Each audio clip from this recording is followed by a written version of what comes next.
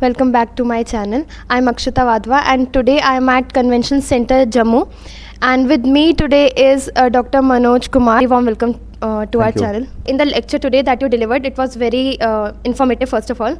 And I would like to ask you about, you talked about the scientific temperament and technological temper. So I would like to ask that how technological temper is helpful for the government to run the policies to the betterment of our society. See, the scientific temper and technological temper are fundamentals for any kind of development and innovation. Since Government of India is promoting as its policy directive science and innovation, research and development, so as part of this endeavor, they are also supporting and promoting inculcation of scientific temper and technological temper amongst all common men, especially amongst children. Right. Because that is fundamental to anything. As I said, scientific temper shapes our inner self. It enables us to take right kind of decision at right point of time. At the same time, the technological temper shapes our outcome, how best we are able to deliver, how we can achieve excellence. So this excellence and inner goodness, right, a combination of both, I think it holds the key. And how the scientific temper is helpful as a human for our inner betterment. See, Gautam Buddha said something like 600 BC that do not believe whatever you are told. Right. This carries a lot of meaning for the humankind itself, because whatever we see here and there, whatever we perceive, whatever we are told, number of things you must have experienced, right, they are incorrect. In the age of Corona, during Corona period, we have seen the problem of misinformation, disinformation, fake news. So that goes on in families, in academics, in business, everywhere. These two poles apart. Right. The facts and something that is masking the facts. So on how to unmask the fact, that is very, very important. So scientific temper enables us to reach the truth with your analytical approach, with your experimental findings, with your rational understanding. Approach. So it's a kind of method that we call a method of science. So this method of science we are applying everywhere. We are applying everywhere when we are working in science and academics. But whenever we are working in society, we forget it. Right. So our suggestion is, especially for the common man, they say what to do with scientific temper. It is not for us, it is for you, for the scientists, for the academicians. But no, it is for all. If we are able to use this scientific temper, we will be more analytical, we will be more rational, we will take right kind of decisions. A lot of the conflicts, they are prevailing in our society.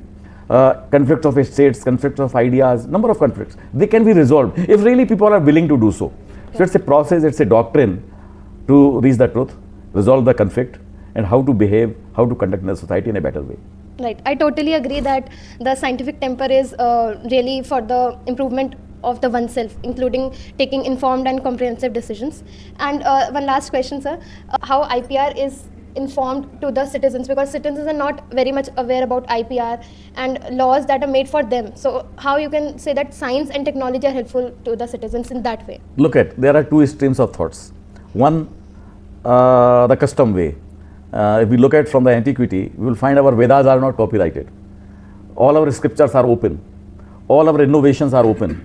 India did wonderful things. Right. Say in terms of metallurgical sciences, material sciences, health sciences, Ayurveda, but they never got the patent. Right. So the thought of IPR was not part of our culture.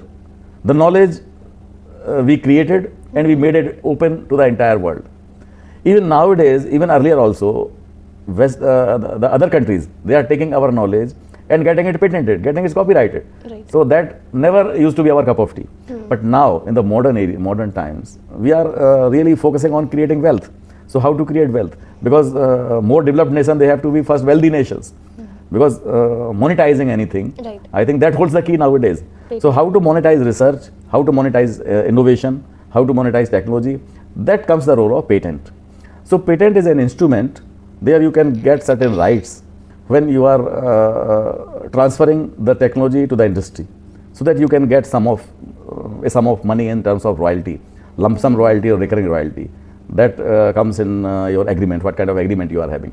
So that is one kind of IPR. Another IPR is copyright. Right. Your literary material, your published material, and entertainment industry is now full of these kinds of things. So there are certain number of design registration, copyright registration, Then there comes now recently there is a new technology has come, GI tag. Like I belong to the place where betel vine, pan jante hai na? So betel vine is grown. So recently our betel vine has got GI tag.